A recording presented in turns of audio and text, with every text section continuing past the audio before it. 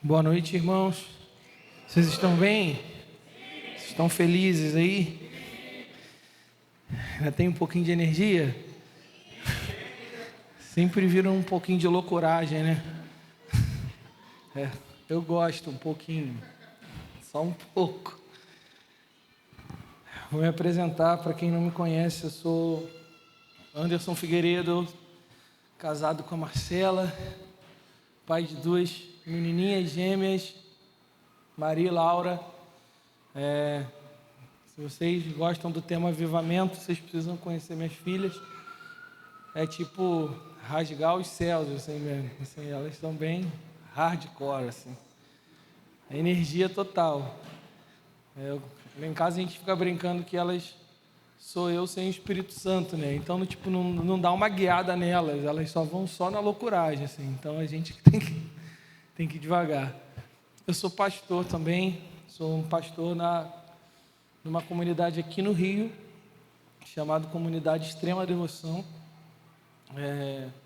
Estou lá há 8 anos. A Comunidade Extrema Devoção também tem uma base missionária chamada Casa de Oração Incessante, situada na maior zona de prostituição a céu aberto do Rio de Janeiro, que é a Vila Mimosa. Você já deve ter ouvido falar. E nós ficamos situados ali durante 10 anos levantando orações ao Senhor, orando para que o Senhor fizesse justiça naquele lugar. Você acredita que o Senhor pode fazer justiça? Através da oração, a gente tem bastantes testemunhos para contar, assim, de coisas bem loucas que já aconteceram no nosso meio lá. Mas eu não estou aqui para contar testemunho. Então eu estou ali como um missionário e como um dos pastores da igreja local. Estou aqui com alguns irmãos da minha igreja também, que se inscreveram, que eu descobri quase em cima da hora. Daqui o diácono lá da igreja lá, o Jonatas, está com a gente, o Felipe Pacheco. Todo mundo conhece, eu acho, que ele era daqui, né? Da região, nasceu por aqui. A gente veio andando de carro, ele veio contando, essa rua aqui mudou, hein? Aqui de Guadalupe, isso aqui não é mais assim. Estou com o Abner também, um dos líderes de louvor da nossa igreja. Eu estou feliz, assim, foi a primeira vez que eu venho na Manifesto, já acompanho há muito tempo. Eu conheci o Léo na nossa escola de oração que tinha lá, na nossa base missionária. A gente sempre se falou e pela primeira vez aqui eu estou muito grato, estou muito feliz de estar aqui compartilhando com vocês. Amém? Olha, vou confessar um negócio. Eu leio livros sobre escatologia, eu prego sobre escatologia, mas estar numa conferência com Vitor Vieira, calma aí, e Léo Ribeiro, o pastor da igreja, é um desafio. Mas eu quero muito compartilhar o meu coração, uma ênfase muito forte da parte escatológica, que sempre me pega. Eu vou ler sobre o fim dos tempos, volta de Jesus. Eu vou ler sobre as dinâmicas sequenciais dos 7 selos, trombetas. Todas as vezes que eu leio o livro de Apocalipse, tem algo que aquece muito o meu coração, que é oração. Eu não consigo fugir disso. Então eu quero falar com vocês hoje sobre o fim dos tempos, mas eu quero falar como a oração se relaciona com isso. Amém? Vocês estão comigo? Abre comigo Mateus 25, versículo 13. Mateus 25, versículo 13, ele é muito, muito, muito conhecido. É uma das parábolas que se você cresceu na igreja, com certeza você já ouviu na escolinha dominical sobre essa parábola. Tantas outras, mas eu tenho certeza que você vai lembrar delas. Há umas semanas atrás eu estava lendo esse texto com as minhas filhas em casa, sobre escatologia. Minhas filhas gostam de escatologia, Léo. Elas querem matar a besta. Eu falei que não dá. Elas têm um livrinho lá que elas perguntam assim: eu posso ajudar Jesus e matar a besta? Eu falei: filha, deixa para ele Assim, só acompanha, segue o ritmo. Mas estava lendo com elas essa semana a parábola das 10 virgens e algumas coisas ficaram ressaltando assim no meu coração. Então vamos ler junto? Versículo. Eu falei 13? É 1, né? Vamos lá. 25, versículo 1. O reino dos céus será semelhante a 10 virgens que, tomando as suas lâmpadas, saíram ao encontro do noivo. 5 delas eram insensatas e 5 delas eram prudentes. E pegaram as lâmpadas, as insensatas não levaram azeite. As prudentes, porém, levaram azeite em suas vasilhas juntamente com as lâmpadas. E demorando o noivo, todas começaram a cochilar e dormiam. À meia-noite, porém, se ouviu um grito: o noivo chegou! Saí ao encontro dele. Então todas as virgens se levantaram e prepararam as suas lâmpadas.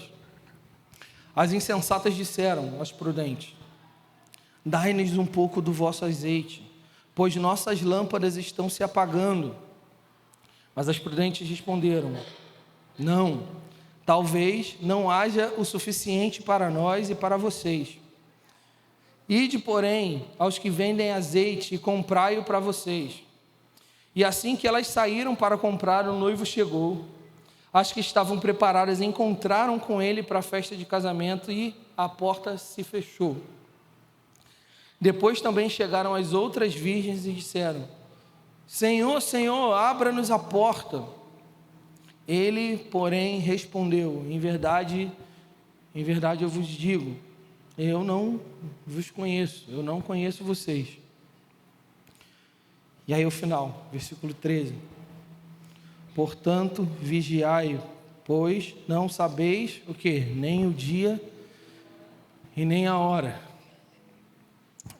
Mateus 25, ele faz, e essa passagem da parábola das 10 virgens, ela faz parte de todo o ensino de Jesus sobre o fim dos tempos, conhecido como o sermão profético de Jesus. Ele é narrado em Mateus 24 e 25. Nele você encontra Jesus ensinando os discípulos e as dinâmicas sequenciais dos sinais dos tempos e do dia da sua vinda. Os discípulos perguntam para ele: como nós vamos identificar os dias da sua vinda? Quais são os sinais dos tempos? E aí Jesus, em Mateus 24, ele começa a falar, e é muito legal você ler a forma sequencial. A minha Bíblia aqui é toda rabiscada, aqui, numerada, número 1, número 2, número 3, e Jesus começa o sermão profético falando do princípio das dores, e depois que ele sai do princípio das dores, ele fala sobre a grande tribulação. Depois da grande tribulação, no versículo 29, ele começa a falar sobre a volta do Filho do Homem. E aí já mata muito a questão do arrebatamento secreto aí, mas eu não vou entrar nisso agora. Tem uma sequência que Jesus ensina: princípio das dores, grande tribulação, e depois é o quê? Quem lembra o último? Volta de Jesus. Então, Jesus não vai voltar, pegar você, esconder, depois o couro vai comer, e aí vai ter a grande tribulação, e aí depois Jesus aparece de novo. Não vai ser isso. É um evento. Eu acho que tem gente que está ouvindo isso pela primeira vez, está com o olho um pouco arregalado, assim, eu estou olhando aqui. Só que aí essa bomba, quem vai desarmar depois vai ser o Léo, com vocês, tá bom? Frequentem os cultos aqui. Então Jesus, ele ensina em Mateus 24 essas dinâmicas. Em Mateus 25 ele começa a narrar algumas parábolas também para explicar. Aí tem 4 parábolas: a parábola da figueira, a parábola do servo fiel, a parábola das 10 virgens e a parábola dos talentos. Todos esses são parábolas para explicar sobre o reino de Deus e a vinda do Senhor. Mas hoje, eu estou aqui só falando para te incentivar a ler Mateus 24 e 25, tá bom? Mas hoje eu quero focar em alguns detalhes sobre a parábola das 10 virgens. E o texto ele é muito claro para nós que todas elas estavam esperando o noivo. Elas sabiam que tinha um acontecimento, um casamento para ocorrer, que havia um momento para isso acontecer.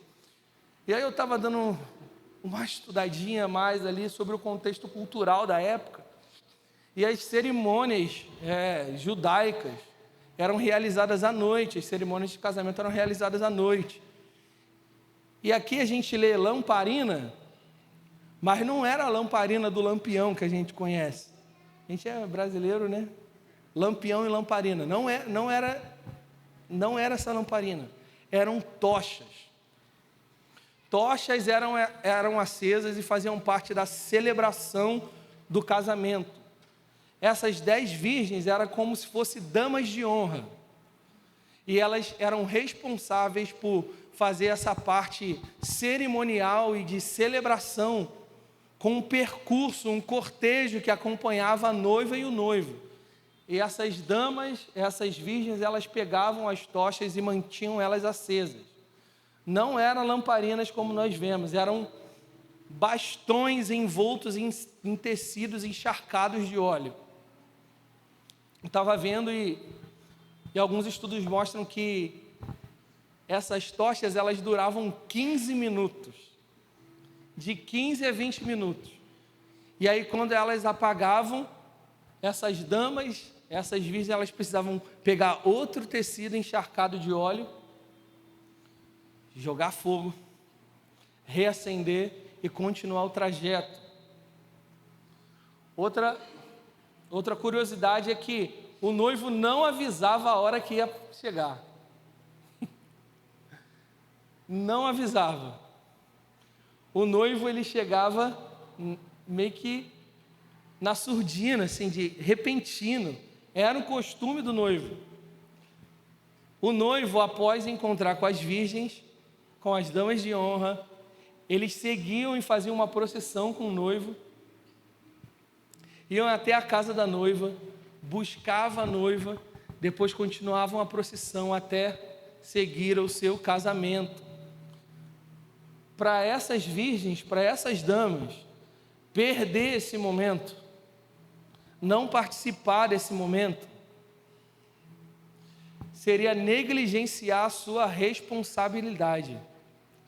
Era não cumprir com a sua responsabilidade dentro do casamento. Era o papel principal dessas mulheres no casamento. Tem alguém aqui que vai casar? Meu amigo, minha amiga, você já escolheu suas damas, sim ou não? Ainda não, está fazendo a lista. Tá, ali, ó, já comprometi um monte de gente aqui, se ela é membro daqui, né? Mas vamos lá. Cara, o papel da dama de honra e do... Eu ia falar do damo, do padrinho. Da dama de honra e do padrinho são papéis importantes. Infelizmente, a nossa cultura, a gente escolhe aqueles amigos da época. Sim ou não? Não sei se já... Eu tenho 10 anos de casado. Dos meus 15 padrinhos e madrinhas, 15. Um toca na minha vida até hoje.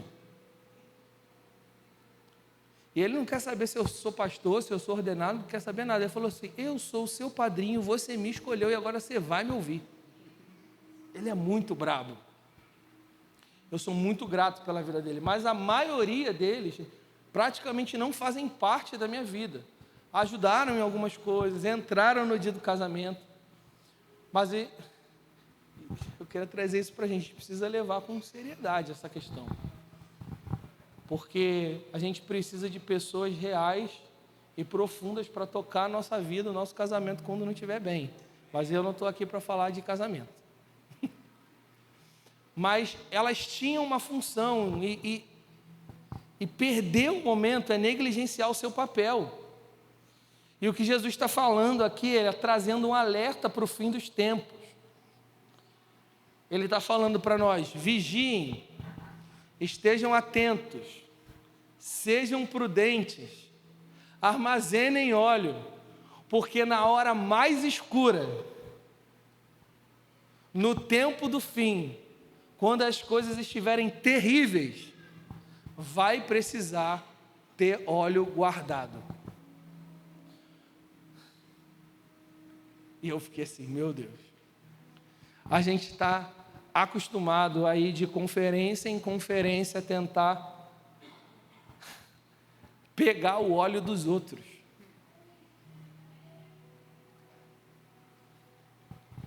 Rio de Janeiro, São Paulo, meus amigos, você escolhe a conferência que você quer ir.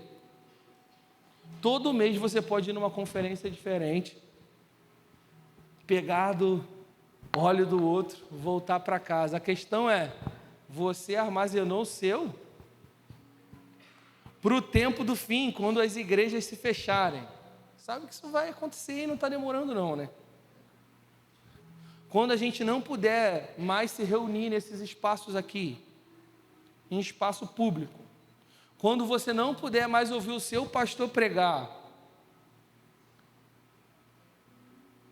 o que vai acontecer? Quem vai discipular os seus filhos? Vai ser, porque não vai ter mais salinha kids. Meus amigos, eu não sou contra a salinha kids, eu não tenho espaço lá para fazer isso.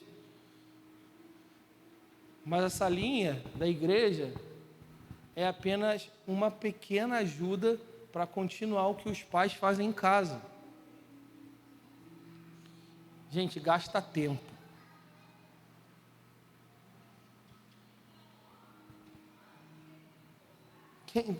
Você vai ouvir a voz de Deus, você vai receber as direções do Senhor, quando tudo estiver escuro,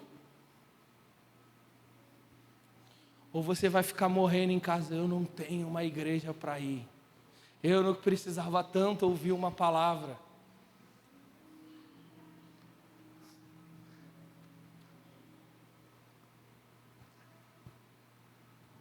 Eu li esse texto de Mateus 25, e as damas do noivo aqui são praticamente os amigos do noivo. Você sabia que você é um amigo do noivo? Tem uma dinâmica muito legal da vida cristã, que é, ao mesmo tempo que coletivamente você é noiva, você faz parte do corpo de Cristo, da noiva que o Senhor vai vir buscar, amém? Mas ao mesmo tempo você faz parte daqueles que preparam um caminho para o retorno de Jesus. Como nós vamos preparar o caminho e iluminar os caminhos escuros se a gente não está sendo como João Batista, que ardia e iluminava? E o Senhor está falando, estejam atentos. Nós somos amigos do noivo. Nós somos aqueles que temos que estar com a tocha acesa. E quando eu penso em João Batista como um amigo do noivo que preparou o caminho do Senhor, quando eu penso nessas mulheres aqui que guardaram óleo, mas também das que não guardaram óleo, eu fico pensando no nosso papel. Quem nós somos? E é importante observar que se você é um cristão, se você é alguém que foi alcançado pela graça do Senhor Jesus, você recebeu uma identidade, amém? Qual é a sua identidade? De quê? De filho, sim ou não? Mas você sabia que você não recebeu só uma identidade? Todo cristão tem 3 identidades. Todo cristão que foi alcançado pelo Senhor recebeu uma tripla identidade. A sua identidade não é singular. Aqueles que nasceram de novo receberam a identidade de filhos. E Gálatas 4, versículos 6 e 7 diz o seguinte, que vocês foram adotados por Deus, sim ou não? E vocês são chamados filhos de Deus. E não só isso, vocês receberam um Espírito de Deus. E porque vocês receberam o Espírito de Deus, o que vocês podem clamar? Abba, Pai. Então, marca aí a palavra clamar. Você recebeu um Espírito que pode clamar a Deus. Oh, meu Deus. Mas ao mesmo tempo que você recebeu a sua identidade de filho, você recebeu uma outra identidade. Apocalipse 1, versículo 5 e 6, diz que por causa da obra de Cristo, do sangue de Cristo, do seu sacrifício, Ele nos fez reis e sacerdotes. Para quê? Para Deus. Você, nascido de novo, foi feito um sacerdote para Deus. E meus amigos, muito legal saber que você é um sacerdote, sim ou não? Mas qual era uma função do sacerdote? Ministrar diante da face de Deus. Olhar para essas tochas que foram acesas me faz lembrar de Levítico 6,13. Sabe qual é a ordem de Deus para os sacerdotes? Não deixem a chama apagar. O incenso precisa queimar continuamente no altar. Não deixe a chama esmurecer. E o serviço do sacerdote ele entrava na tenda, no tabernáculo ali, e ele olhava as velas, e quando o pavio da vela estava no finalzinho e a chama ia acabar, ele cortava o pavio, jogava mais óleo, e o fogo permanecia. Era a função dele. Vamos lá, você foi feito um sacerdote para Deus, mas não basta simplesmente saber que você foi feito sacerdote, que o Senhor te comprou para ser um sacerdote. Você precisa funcionar como um. Eu não posso comprar eu ia falar um rádio toca-fita, nem existe mais isso. Tem gente aqui, se for jovem demais, nem sabe o que eu estou falando. Se tem 20 anos, 15 anos, esquece, nem sabe, toca fita, tio, vai me chamar de tio. Toca fita não, que quando a pilha estava fraca, ficava, parecia a música da Xuxa, tu achava que tinha demônio na fita e jogava fora. Os mais antigos viveram isso. Eu não posso comprar um aparelho e ter o aparelho lá, uma máquina de lavar. Comprei uma máquina de lavar, bonita, funcionando, novíssima. Qual é a função da máquina de lavar? Lavar roupa. E aí eu ligo, e aí ela não lava. As mulheres daqui iam ficar loucas, porque ia sobrar só o tanque. Se eu compro algo, eu espero que ele faça o quê? Funcione. Vamos lá, o Senhor nos comprou para ser sacerdotes para Deus. O sangue valioso do Senhor foi derramado para isso, não para te livrar do inferno. O inferno é bônus. Nossa, o Senhor me livrou do inferno. Pô, não foi por isso que Ele morreu na cruz. É o plus. É o plus da salvação. O Senhor te fez filho e te fez para funcionar como um sacerdote. Sacerdotes levantam orações e intercessões e ministram diante de Deus. Essa é a sua identidade. Essa é a sua segunda identidade. E a sua terceira identidade, qual é? Você é uma noiva. Coletivamente, você faz parte da noiva que o Senhor Jesus prometeu que vai casar. Quando você lê o apóstolo Paulo em Efésios 5, falando sobre a dinâmica da submissão, que o homem precisa se submeter a Deus, e a mulher precisa se submeter ao marido, e o final do versículo de Efésios 5, ele fala, grande é esse mistério, parece que ele está dando um curso de casais para a igreja de Efésios, mas não era um curso de casais com o apóstolo Paulo, que deveria ser muito maneiro, apesar dele não ser casado. Mas o cara era brabo, sim ou não? Paulo era o Power Ranger vermelho da época. Ele era o melhor de todos. Mas não era um curso de casados. Por quê? Porque no final ele fala, grande é esse mistério. Que mistério? O mistério do marido e da mulher? E aí ele fala, não, o mistério de Cristo e a sua igreja. A sua igreja se submete à liderança de Jesus. Você é uma noiva. E sabe o que noivas fazem também? Abre aí Apocalipse 22, versículo 17. Você já entendeu que você é um filho que clama o quê? Abba. Você entendeu que você é um sacerdote, e sacerdotes fazem o quê? Ministram a Deus. E agora olha o que a noiva faz também. Apocalipse 22, versículo 17. Dá para colocar aqui? Já está aqui, é porque eu fiquei perdido. Vamos lá.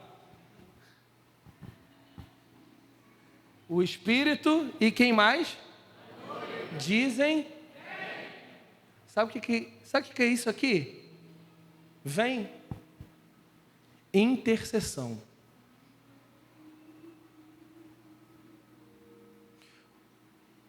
O Espírito está dizendo: vem, Senhor Jesus. Maranata.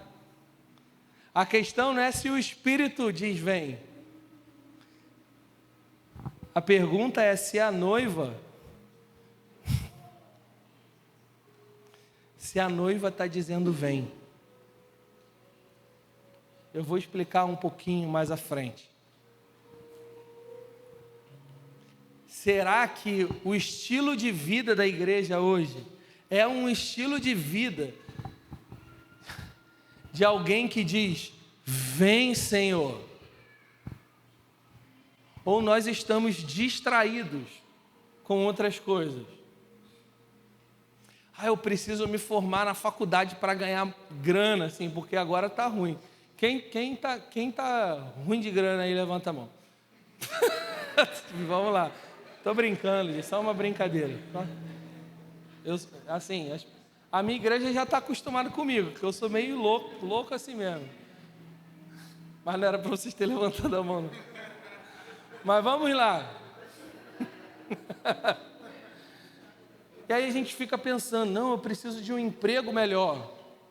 Eu preciso de uma faculdade melhor. Eu preciso de uma casa melhor. E aí a gente dedica todos os nossos esforços para algo que é pro agora. E foi muito bom ouvir o Vitor falando ontem, porque a gente precisa não ajuntar tesouros para essa terra, porque no fim eu fiquei, cara, eu sei que a gente já pensou nisso em algum momento, mas ontem quando o Vitor falou, quando descer para a terra e fechar o caixão, eu falei assim, não sei se eu estou chegando nos 40, né? E eu fiquei assim, eu não pensava nisso quando eu tinha 20, agora que eu estou com 39, eu fico assim, caraca, maluco. Comecei a fazer academia, tudo para não morrer cedo. Minha esposa está gritando comigo agora, tempão, Alan, vou ficar no teu shape. Eu não creio muito nisso não, mas assim, eu sei que dá, não dá? Que o Senhor nos ajude. Entra na intercessão aí, sacerdote. Vamos lá. Mas a gente fica pensando em tantas coisas e continuar tantas coisas aqui, e nós esquecemos de ter um estilo de vida. E eu não estou falando que é proibido você fazer faculdade, proibido, nada disso, você tem que fazer. Mas a gente nem escolhe a nossa faculdade pensando em cooperar para a volta de Jesus.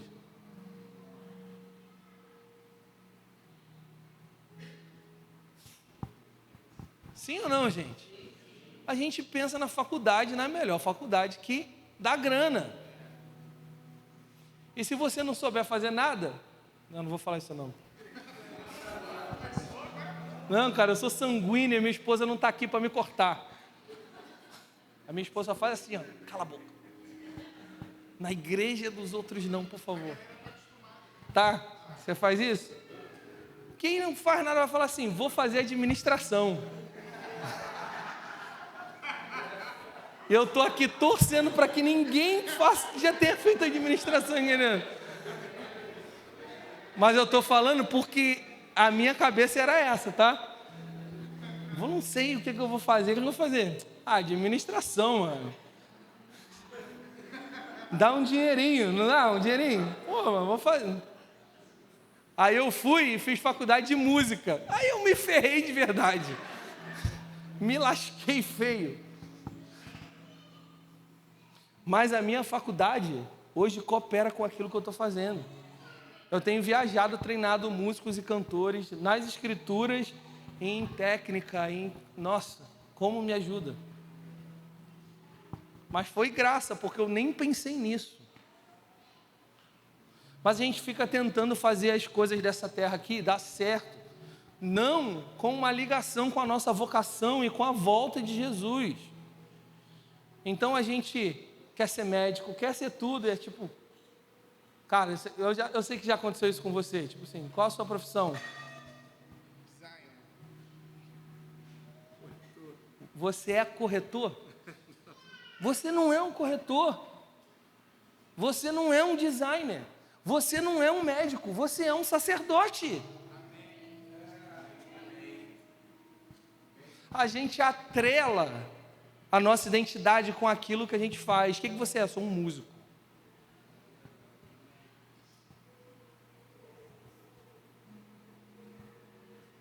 E a gente se enche de atividade, outras atividades, e esquece que a nossa identidade, a identidade da igreja, porque você faz parte do corpo.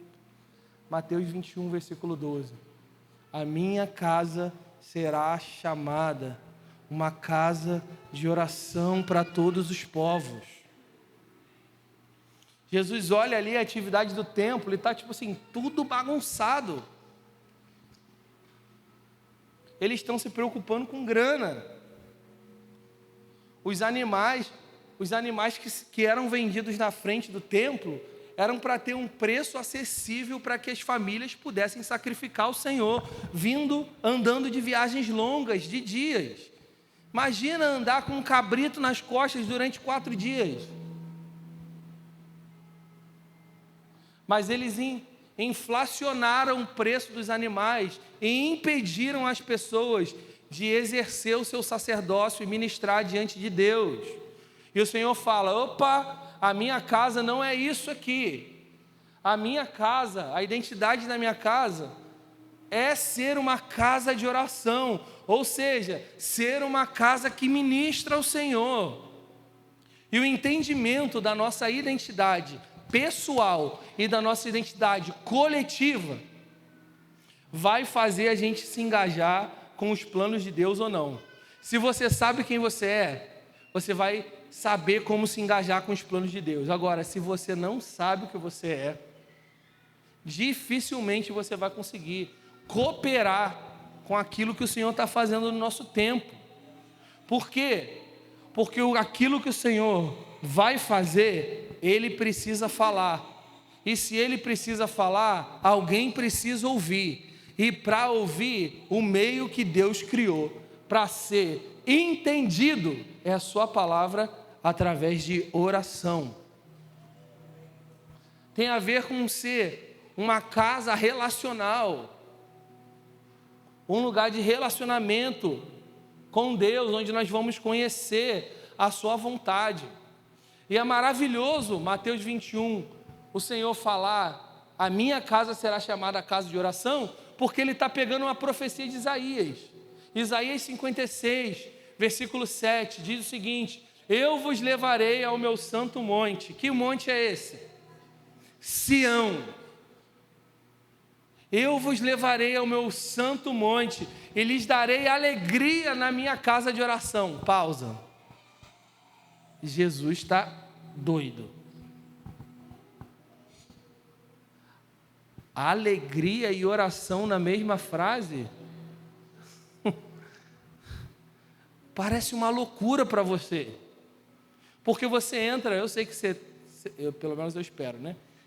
Que eu sei que você entra no seu quarto, ou você vai para o seu escritório, ou você prepara a sua mesa de café e você vai fazer o seu devocional, e você parece que você está se esforçando ali. Eu não estou entendendo isso aqui, Senhor. Essas letras estão tão pesadas. Ou você começa a desenvolver a sua oração e parece que começa a gaguejar, não consegue falar, não tem uma linguagem. Ou então você até faz o seu devocional, lê a sua leitura corrida, faz a sua oração e no final fala assim: não senti nada. Parece que Deus não veio hoje para a reunião de oração. Gente, isso é coisa da minha cabeça? Porque nós colocamos a experiência acima da verdade. Nós queremos ter o arrepio. Nós queremos ver o anjo descendo com uma bandeja na mão e com um rolo para abrir. A gente quer as experiências, a gente quer o arrepio. Tem vezes que a música instrumental que você coloca lá no seu devocional nem funciona. Eu sei que é verdade, porque eu passo por isso. Caraca, mano, hoje esse instrumental não está ungido não. Pô, Deus nem veio. Nós colocamos as nossas experiências, mas as Escrituras dizem em Coríntios que ainda que como por um espelho, nós estivermos aqui, olhando aqui, ó, e a gente acha que o espelho é igual a esses espelhos aqui, em que você se olha, vai lá no banheiro e vê a sua imagem direitinha, sim ou não?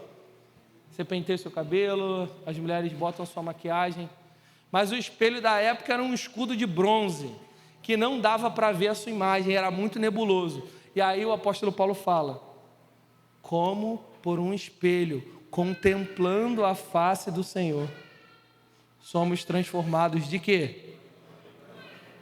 Vamos lá, meus amigos. Transformado de glória em glória é processual, olhando como um espelho em que você nem consegue ver a imagem direito. Você nem consegue entender o que você está vendo. Sabe qual é a maior alegria? E essa é a alegria que o Senhor está falando aqui. Eu vos alegrarei na casa de oração, na oração. Sabe qual é a alegria? A certeza de que independente de eu sentir ou não, Deus está lá. Sentindo ou não, Ele está me transformando. A sua palavra está me moldando. E continua: eu vos levarei à minha casa de oração. Seus holocaustos e sacrifícios serão aceitos no meu altar. E aí ele diz a frase: porque a minha casa será chamada casa de oração para todos os povos. Sabe que profecia é essa? Ao que se refere essa profecia? Quem sabe? Volta de Jesus. Essa é a casa de oração funcionando no milênio. A profecia de Isaías 56 fala sobre a restauração da glória de Israel no tempo do fim. Jesus vai estar estabelecendo o seu reino em Sião. E sabe o que vai estar acontecendo quando Jesus voltar? Oração. Oração e adoração. Isaías 2 diz que as nações, nos últimos dias, as nações vão subir até o templo do Senhor. Vão subir as colinas. E os povos vão dizer: venham, subamos o monte do Senhor, o templo do Deus de Jacó. Para quê? Para que Ele ensine os seus caminhos e andemos em suas veredas, porque de Sião sairá a lei do Senhor. Meus amigos, vocês vão ter no milênio um seminário sobre Jesus com Jesus. Será que vai ter unção? Será que vai ter presença de Deus no seminário com Deus? As nações vão subir. Eu gosto de um texto muito bom, Salmo 102, versículo 15. As nações temerão, o Senhor também fala, é uma profecia de Davi sobre o fim dos tempos. As nações temerão o nome do Senhor, e todos os reis da terra a sua glória, quando o Senhor edificar Sião e se manifestar. E aí no versículo 18 ele diz o seguinte: escreva isso para a geração futura, para que um povo que será criado louve o nome do Senhor. Versículo 21, a fim de que seja em Sião anunciado o nome de Yahweh e o seu louvor em Jerusalém, onde os povos irão se congregar e os reinos vão prestar culto ao Senhor. Meu Deus do céu! Imagina as nações, imagina a Europa indo para Jerusalém. O país está tomado, cara. O Reino Unido está tomado pelo islamismo. Eu fui para Londres em 2022. Mano, assustador. Foi uma viagem missionária. Ministrei na igreja do Spurgeon, mano. Caraca, mano, muito medo, mano. Eu fiquei assim, caraca, aqui não, mano, do Spurgeon. Mas a gente andava nas ruas e as calçadas tinham barricadas, mano. Assustador. Porque os islâmicos, eles vinham de carro e jogavam o carro para calçada e carregava todo mundo. Meus amigos, imagina os reis da terra, os governantes da terra. Pois você tem que ter um pouquinho de imaginação junto comigo. Subindo para Jerusalém, Sião, na cidade de Davi. Meus amigos, vamos lá, vamos viajar um pouquinho. E aí os reis da terra, os presidentes de cada nação perguntam para Jesus: qual é a sua lei? Mano, caraca, meus amigos, o que a gente espera da volta de Jesus? A gente espera um céu colorido com nuvenzinhas em que a gente vai pulando de nuvem em nuvem? O céu não é isso, meu amigo. O céu, de verdade, é onde o Senhor Jesus está, governando com poder. E Ele vai fazer isso na terra.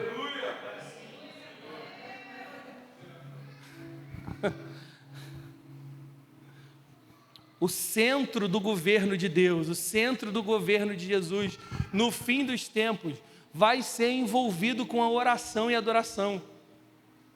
O governo do Senhor vai ser regido, o trono de Deus, o trono de Jesus, a partir de uma casa de oração. Quando eu falo casa de oração, por favor, meus irmãos, eu não estou falando de uma placa, eu não estou falando das igrejas todo mundo virar casa de oração. Isso é chato pra caramba. Mano, é batista, fica batista, mano. Não muda a casa de oração batista. Não, esquece isso, pô. A gente não está falando de uma placa, a gente não está falando de um movimento, a gente está falando da identidade da igreja. É a Manifesta, uma casa de oração. É a Extrema Devoção, uma casa de oração. É a Presbiteriana, uma casa de oração. Eu quero ver isso. E o Senhor está totalmente comprometido em levar a sua igreja para esse lugar. Por quê? Porque essa é a identidade do fim. Não é ter uma sala de oração. Você pode nem ter uma sala de oração. Mas se você tem uma igreja que ora, mas eu não... não sei se eu posso falar. Mas eu não faço 24 horas. Problema. Porque é para ser incessante e constante. Sabe como que se é incessante e constante? Tendo um dia de reunião de oração com a igreja inteira durante 30 anos.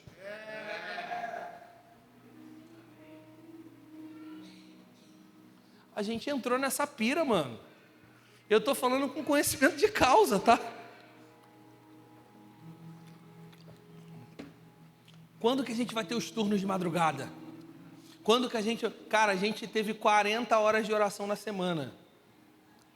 A nossa comunidade. 40 horas, muito legal, né?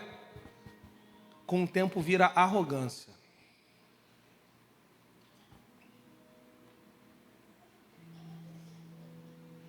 Quarenta horas.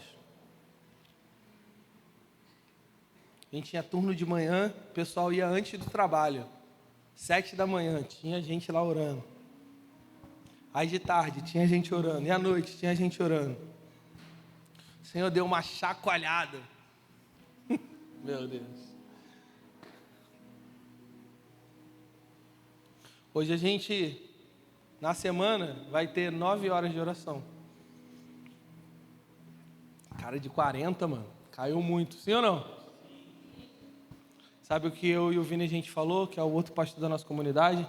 A gente pode ter 1 hora só, mas parar não.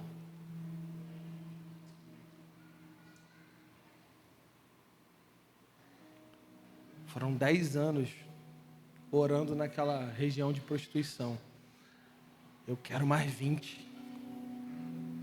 30 anos. Ah, mas não tem mais gente para fazer. Mas a gente ora pouco. Se é a medida que o Senhor nos deu, obedeça a medida do Senhor. Não entra na pira, não entra na neura. Obedeçam a medida que o Senhor deu para cada um. Não é ser uma placa de oração, é ser uma família de oração. Porque dentro de uma casa só vive família. Sim ou não? Quem mora com você é a sua esposa e seus filhos.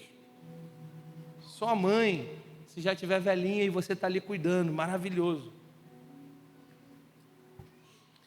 Dentro de uma casa é uma família. A palavra casa, na verdade, no grego é oikos, que significa família. A gente ignorou isso, mano. O Senhor está falando que a identidade da sua igreja não é ser um espaço físico de oração, é ser uma família de oração. Deixa eu te falar. Vocês foram colocados, como Efésios 2 diz, como membros da família de Deus. Eu não gosto de fazer isso não, mas olha para o irmão que está do seu lado. Ele é a sua família. E o Senhor está chamando a gente para ser uma família que ora, uma comunidade que se volta para a oração, onde o Senhor é o centro das nossas atividades. Não são as atividades que fazemos para o Senhor, mas é o que nós damos para o Senhor. E o que o Senhor quer é nós mesmos. Isso é verdade. Jesus não está atrás da nossa produtividade, não.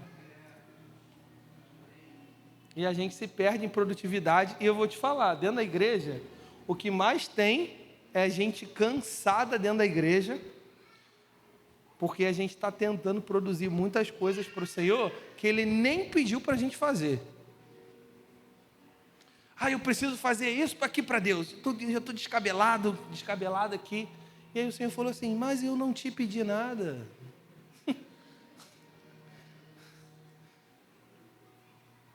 Aí você vai para o seu tempo de oração e sabe o que você faz? Senhor, eu estou muito cansado, restaura as minhas emoções. Restaura, ele fala, eu vou restaurar, sabe como? Fica paradinho. Aquieta a sua alma. Senta aqui. Só não toma café com Deus, mas senta aqui.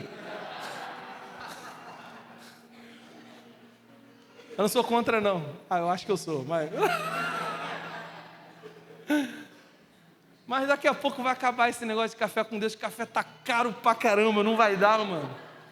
Vai ter que ser água mesmo. Água com Deus e tá bom. É ou não é verdade? Deus gosta de água, mandou Moisés bater na rocha.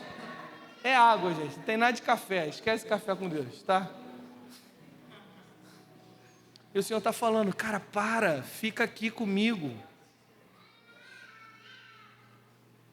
Você não precisa se cansar. E o que nós precisamos entender é que a oração vai ser o centro da igreja.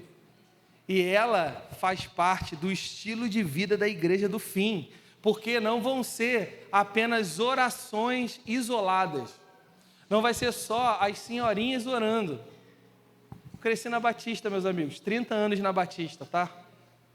Minha mãe me puxava para a reunião de oração, a consagração das 9. Meu amigo. As irmãs era braba. Tinha uma irmã lá que era a irmã Almerinda. Eu sempre conto, ela está viva ainda. Eu fui lá visitar a igreja da minha mãe, a irmã Almerinda é incrível, mano. Você fala assim, queria que você terminasse o culto. Maluco, avivamento. É tipo assim, a voz vem o drive. Tipo assim, a oração fica mais 30 minutos, gente caindo, chorando. É sinistro. Ela era a líder das irmãs de oração. E as irmãs de oração tinham um coque, e o coque dela era maior, mano. Por causa da autoridade, né? Dava para diferenciar, mano. O coque dela, aí tinha um furo, certamente era onde o óleo caía e vinha a revelação. Mano, a irmã Almerinda era brava. E aí minha mãe me mandava eu ir para lá, e geralmente tinha 5 senhoras, cara. E aí eu ficava sentado, minha mãe, levanta. Aí eu levantava. Agora a gente vai fazer uma roda para orar. E segurava a minha mão. Maluco, E aí era quando todo mundo ora junto, né? Senhor, meu Deus e meu Pai. Aí são várias vozes. É o som de muitas águas acontecendo assim. E aí Deus vinha. Quando Deus vinha, apertava a minha mão. Aí eu já começava a fazer aqui assim. Aí já olhava para mim achando que eu estava no poder, mas era só dor.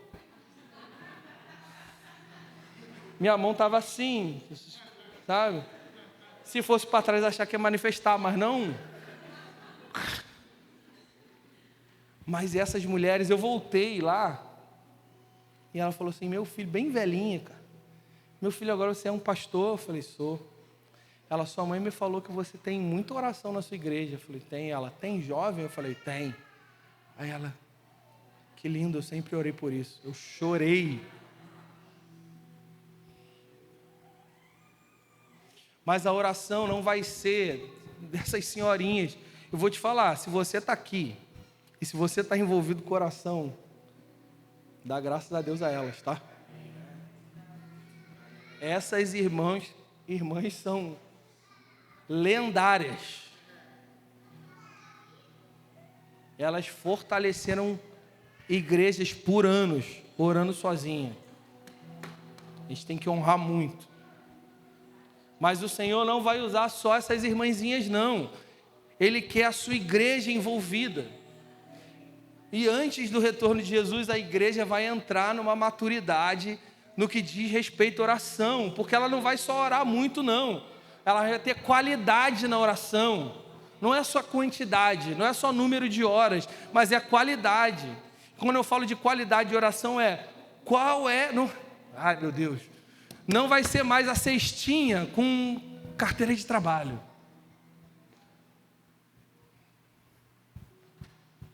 Eu não sou contra isso não. A gente pode orar para o Senhor abrir as portas para irmãos. Mas o foco da igreja não vai ser coisas para si, mas vai ser, Senhor, o que você quer?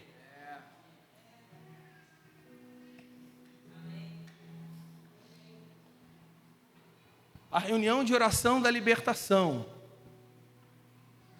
A reunião de oração da campanha tal. Não. Senhor, estamos aqui. Fala com a gente o que você quer fazer. O que você tem para a nossa comunidade? O que você tem para Guadalupe, Senhor? Você, assim, dentro do seu plano, o que o Senhor quer para essa região? Imagina, quantos membros vocês têm aqui? 65. Gente, 65 pessoas orando. O que o Senhor tem para Guadalupe? Martelando o que o Senhor tem para Guadalupe. O que o Senhor tem para Guadalupe. Revela, espírito de sabedoria e revelação. Revela a nós qual é o seu plano para esse lugar. Se o Senhor quer fazer alguma coisa aqui, diz para nós, para a gente se juntar a você. A gente não quer fazer coisas sozinho, a gente quer fazer com você. Mano, você acha que se você orar isso, 65 pessoas juntas orando, nesse mesmo propósito, meu amigo, você vai falar assim, vamos lá, aqui está o meu plano.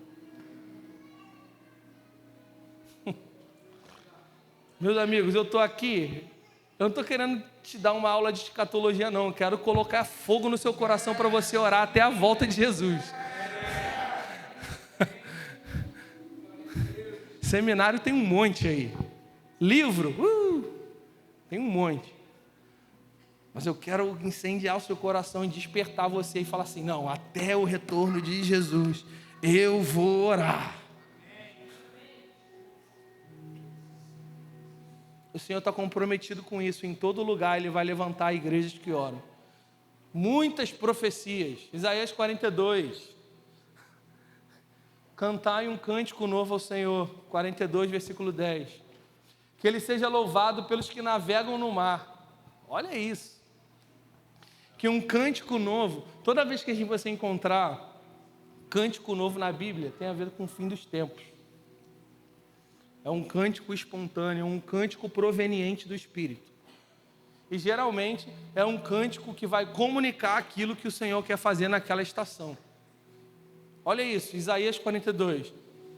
Que os confins da terra louvem ao Senhor e os que navegam no mar. Ergam a voz o deserto e as suas cidades habitadas em Quedar. Sabe onde é que fica Quedar? São os povos islâmicos. Tem uma promessa aqui de Isaías, falando que vai ser levantado um cântico novo a Yahweh, não é a Alá não, é ao Senhor, vai ser levantado um cântico ao Senhor, os povos islâmicos, exultem os que habitam em Selá e clamem dos altos montes, deem honra ao Senhor e anunciem a sua glória. Aí vem o versículo 13. O Senhor sairá como valente, despertará o seu zelo como homem de guerra, clamará, lançará forte grito de guerra e mostrará a sua força contra os seus inimigos. Meus amigos, enquanto os povos islâmicos, aqueles que navegam no mar, o deserto, clamam um cântico novo ao Senhor, o Senhor sai como valente e exerce vingança no tempo do fim.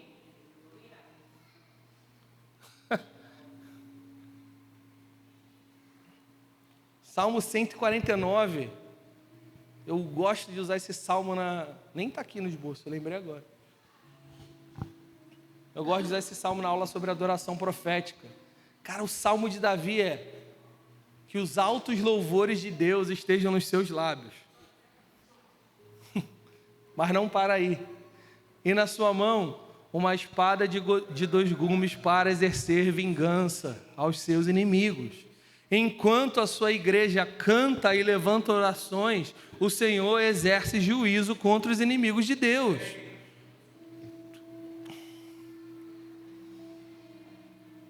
Esse é o lugar. Oração de noite, ou movimento global de oração, que eu não gosto mais de usar esse nome, sei lá, fiquei um pouco com ranço. Mas oração de noite é a maneira pelo qual Deus vai estabelecer os seus planos.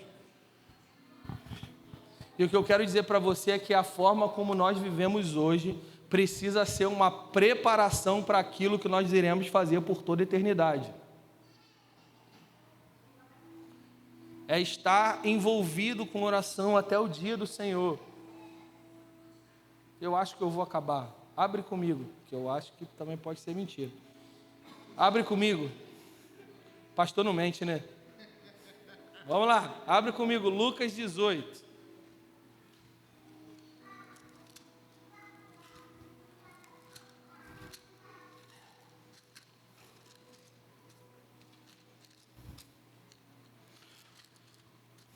Olha como começa Lucas 18, versículo 1. Jesus também lhes contou uma parábola sobre o quê? Sobre o quê? Aqui está como mostrar, como que é? Jesus contou uma parábola para mostrar que deviam orar sempre e nunca desanimar. Aqui na minha versão está sobre o dever de orar sempre e nunca desanimar. O Senhor vai contar uma parábola falando sobre o dever do cristão de orar sempre e não desanimar. E aí ele começa a dizer: em uma cidade havia um juiz que não temia Deus e nem respeitava os homens. Na mesma cidade também havia uma viúva que sempre lhe pedia, ou seja, tinha uma viúva que tinha uma causa e pedia para esse juiz que não respeitava Deus: julga a minha causa, faça-me justiça, faz justiça contra o meu adversário. E por algum tempo esse juiz não quis atendê-la, mas depois disse consigo mesmo, esse é o versículo 4, ainda que eu não tema a Deus e nem respeite aos homens, como esta viúva está me incomodando, eu vou fazer justiça, para que ela não venha mais me perturbar. E aí o Senhor fala com os discípulos: vocês ouviram o que esse juiz injusto disse? Vocês prestaram atenção no que essa parábola está querendo dizer? Uma mulher perturbava um homem ímpio: me faz justiça, me faz justiça, me faz justiça, me faz justiça. E ele não fez isso porque era bonzinho, mas por causa da insistência da mulher. E aí o Senhor diz no versículo 7, maravilhoso: e Deus não fará justiça aos seus escolhidos que clamam a Ele dia e noite, mesmo que pareça demorado em lhes responder? Versículo 8: digo a vocês que depressa lhes fará justiça.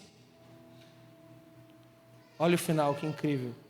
Contudo, quando vier o Filho do Homem, ele achará fé na terra? Meus amigos, que tipo de fé o Senhor está perguntando que Ele quer achar? Isso não é fé para salvação, não.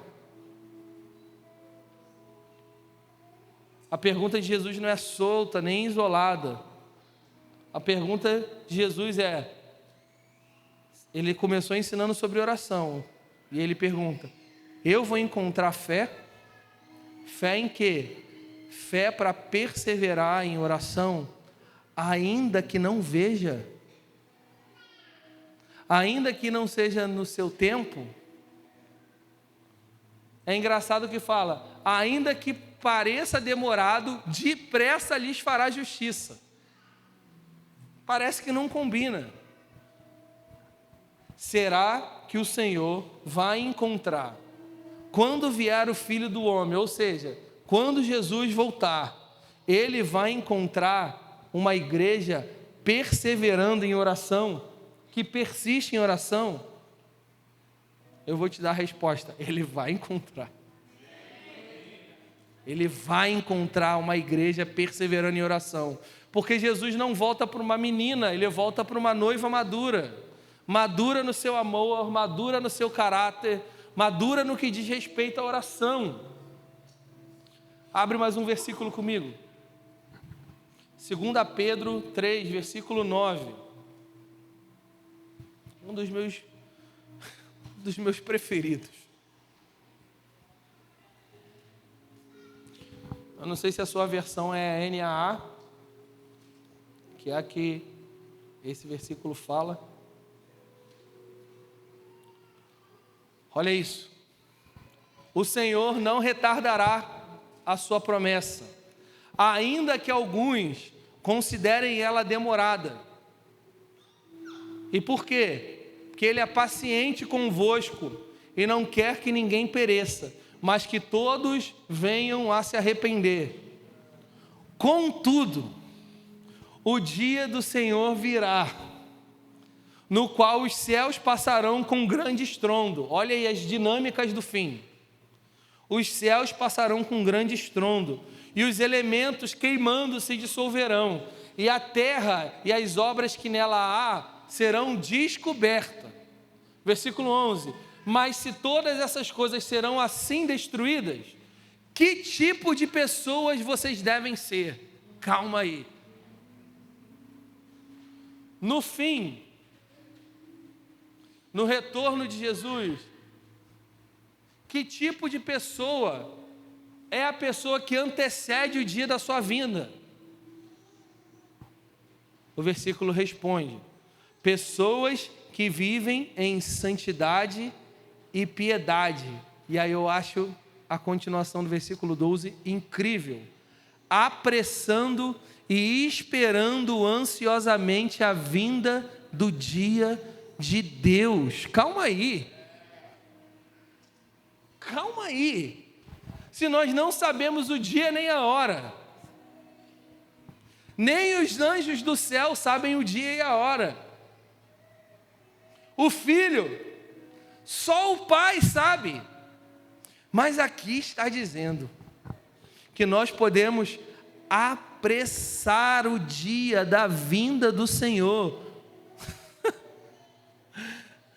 Meus amigos, a espera pela volta de Jesus não é uma espera passiva. A espera pelo retorno de Jesus não é uma espera em que a gente fica coçando o nariz e tirando meleca. Que Deus me permita voltar aqui. Não é uma espera sentada no sofá. Eu já estou salvo, vou ficar aqui vendo o Demolidor na Netflix, vendo a minha série. Peguei um bando de nerd aqui rindo já. Eu já estou salvo, agora é só aguardar a vinda de Jesus. Não, a espera do cristão não é uma espera passiva, é uma espera que apressa o dia do Senhor. E como nós podemos fazer isso? Concordando com as suas promessas, orando para que se cumpra tudo o que precisa se cumprir até o dia do retorno do Senhor. Isso se chama intercessão. Jesus volta para uma igreja que ora. Jesus volta para uma igreja que conhece os seus anseios, que sabe o que precisa acontecer para ele voltar e ora para as suas promessas se cumprirem.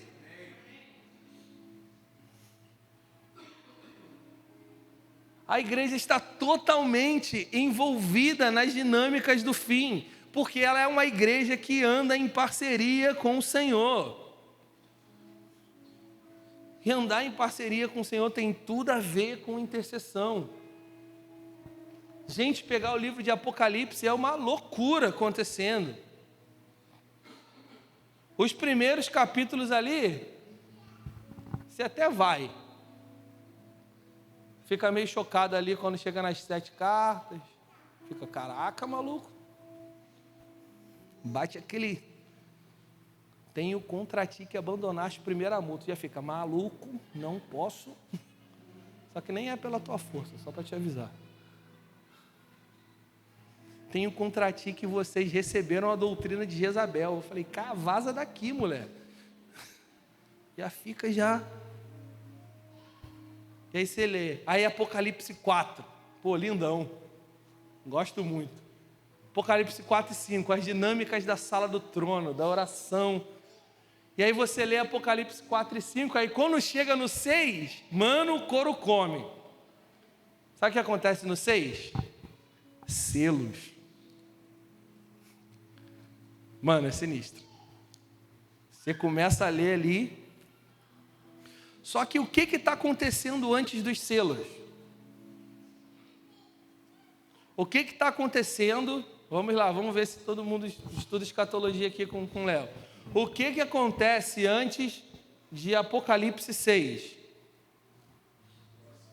Apocalipse 5 e Apocalipse 4, é isso que está acontecendo. Vamos lá. Antes de Apocalipse 6, é Apocalipse 5 e 4. E Apocalipse 4 e 5 é as dinâmicas da oração na sala de Deus. no centro governamental de Deus, terceiro céu, um local físico, real, onde tem um trono, existe um homem assentado no trono, regendo todas as nações, soberanamente.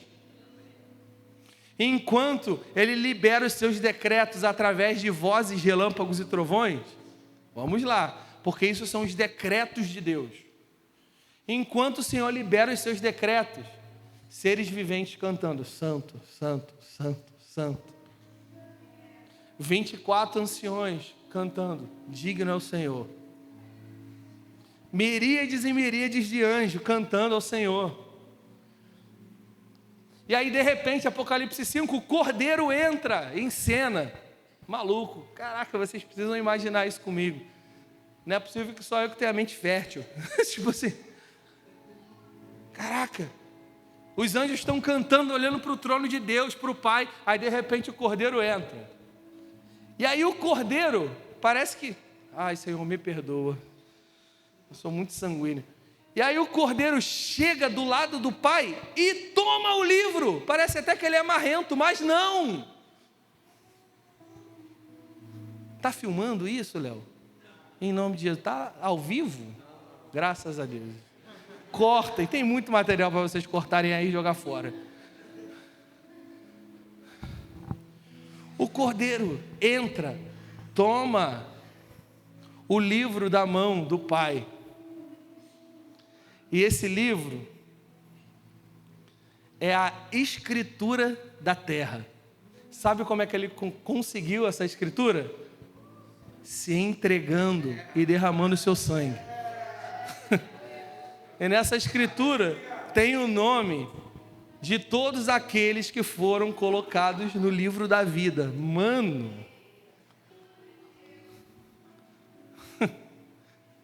E aí o Senhor abre.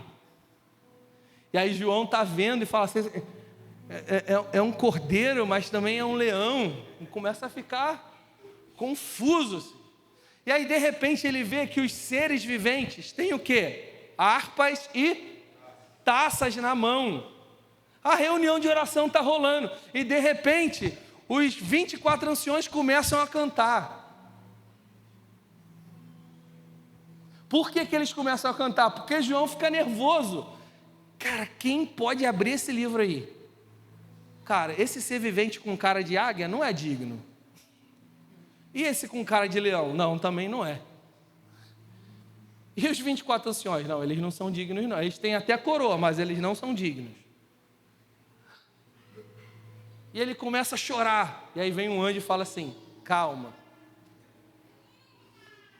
O Cordeiro é digno de abrir o livro e desatar os seus selos.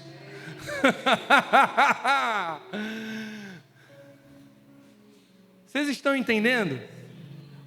Oração e adoração acontecendo, e as harpas, Apocalipse 5, versículo 8 diz que estão sendo cheias com as orações dos santos.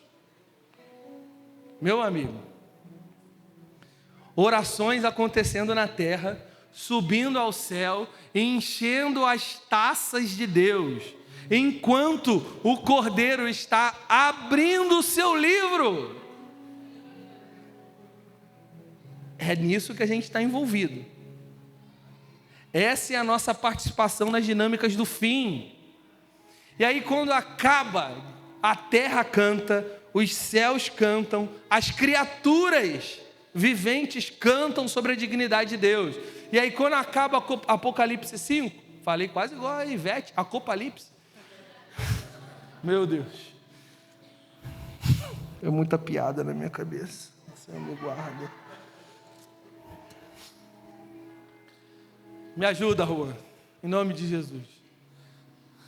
Eu preciso de um apóstolo aqui. E aí quando acaba Apocalipse 5, começa Apocalipse 6, dizendo, vi quando o Cordeiro abriu um dos 7 selos, e ouvi um dos 4 seres viventes dizer com voz e trovão, vem.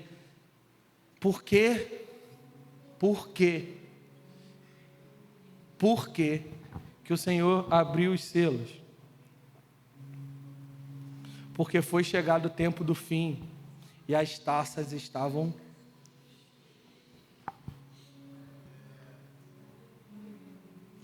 Sabe quem cooperou com isso? A igreja. Como? Intercedendo. A igreja do fim é parecida com Elias. Ninguém está vendo nada. Vai chover. Não, mas não tem nada. O sermão profético diz que vai ser como nos dias de Noé. As pessoas estão vivendo suas vidas, se dando em casamento. Está tudo acontecendo. Mas vai chover. Ah, não vai não. A igreja vai se mover no espírito de Elias. Vai ver o que ninguém está vendo, vai falar o que ninguém está falando, vai orar o que ninguém está orando. E quando o Senhor falar, é agora, vai chover justiça. Sabe o que Elias fez?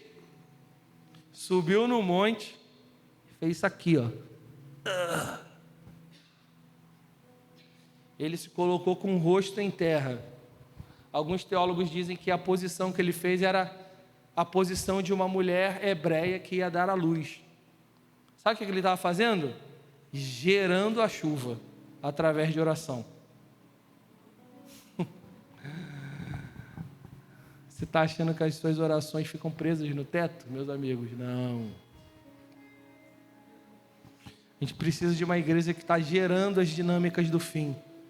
E gerar as dinâmicas do fim é concordar com tudo o que o Senhor quer fazer antes do dia da sua volta, porque o Espírito e a noiva vai dizer: vem. A igreja do fim vai se mover igual Moisés no Egito, liberando os juízos de Deus, concordando com os juízos de Deus. Quando o Senhor abrir o seu primeiro selo, a igreja vai dizer: sim.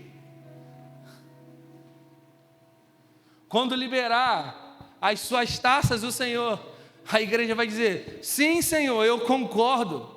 E é por isso que a igreja não vai ser tirada no meio da tribulação, porque a igreja vai estar se movendo em poder e em intercessão. A tribulação não é para os escolhidos do Senhor. A igreja vai se mover intensamente no que diz respeito às dinâmicas do fim. Quem vai liberar esses juízos?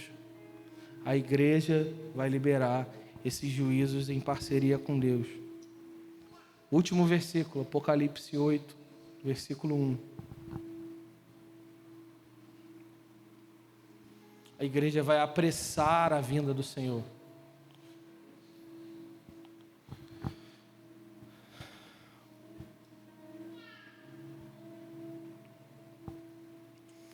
Apocalipse 6 inteiro vai falando das aberturas dos selos. Capítulo 7 também fala do clamor dos... Gente, o clamor dos mártires. Calma aí, né? Isso é muito sério.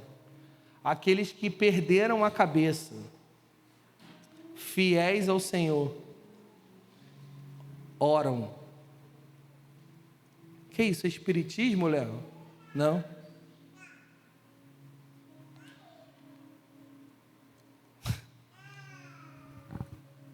Os mártires vão clamar. Até quando?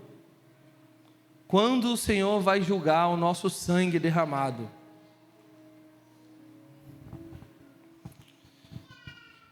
E aí encerra a dinâmica dos selos. Agora olha capítulo 8. Quando o anjo abriu o 7º selo, houve silêncio no céu, cerca de meia hora. Meu Deus. Ou seja, a coisa ia engrossar. Então vi os 7 anjos que estavam em pé diante de Deus, e a eles foram dadas 7 trombetas. A gente vai entrar na dinâmica das trombetas agora. Saímos dos selos, fomos para as trombetas. Versículo 3. Olha isso. Veio um outro anjo e se colocou junto ao altar, segurando um incensário de ouro. E foi-lhe dado muito incenso. O que é incenso na Bíblia? Oração. Muita oração foi dada para esse anjo, para que ele oferecesse sobre o altar de ouro que estava diante do trono, juntamente com as orações de todos os santos. Olha isso. Da mão do anjo subiu diante de Deus a fumaça do incenso e as orações dos santos. Versículo 5. Em seguida, o anjo pegou o incensário, encheu com o fogo do altar e lançou sobre a terra, e houve trovões, vozes e relâmpagos. Meus amigos, as orações dos santos reunidas foram misturadas com o fogo do altar de Deus e foi lançado sobre a terra. E isso desencadeou terremotos, relâmpagos, granito, fogo. 1/3 da terra, das florestas foram queimadas. Meus amigos, não vai ter movimento MST, não vai ter nada. Vai se ofender com Deus? Corta, chora. Quem fez isso? Os crentes. Não vai dar muita zebra. Querido. Meus amigos, nós precisamos entender o nosso papel. O nosso papel nós somos uma igreja e somos indivíduos ligados uns aos outros, levantando um lugar de comunhão e oração com o Senhor, que vai nos levar a ter um estilo de vida de preparação para o dia do Senhor, e que juntos nós vamos cooperar para que justiça seja feita na terra, e que isso vai findar com o reino do Messias, e Yeshua se assentando no seu trono em Jerusalém. Nós não estamos fazendo orações ocasionais, nós estamos seguindo os planos do Cordeiro. Não é uma moda o que a gente está envolvido, esse é o chamado da igreja de Cristo. Estar envolvido com oração é concordar com as promessas de Deus. 2 Coríntios 1:20, que todas as promessas de Deus, nele, em Deus estão o sim, mas também o amém é dado por meio dele, pela igreja. A questão é, meus amigos, Jesus está dizendo sim para as suas promessas. Quais são as promessas do Senhor? Justiça em toda a terra, Lucas 18. Quais são as promessas do Senhor? Um derramar do Espírito Santo sobre toda a carne, sobre jovens, velhos, crianças, servos e servas. Já aconteceu? Não. É essa promessa que nós levantamos. Qual é a promessa do Senhor? Que antes do fim, todo Israel seja salvo e converta o seu coração a Yeshua. Qual é a promessa do Senhor? Isaías 62, que ele ia levantar sentinelas até que colocasse Jerusalém como objeto de louvor sobre toda a terra. Meus amigos, olha as notícias, Jerusalém não é um objeto de louvor. Quem está orando por Jerusalém? Quem está orando para que toda essa dinâmica brutal que está acontecendo, quem está orando para que o Senhor use isso e converta os judeus a Yeshua? Traga eles a um local de arrependimento. O que mais que tem de promessa? Malaquias 4. O Senhor prometeu converter os corações dos pais aos filhos e dos filhos aos pais. O espírito de Elias se movendo. Antes do dia do Senhor, Meus amigos, é só você olhar, liga a televisão aí, você vai ver a quantidade de filho matando pai e de pai matando filho. O que a gente está fazendo?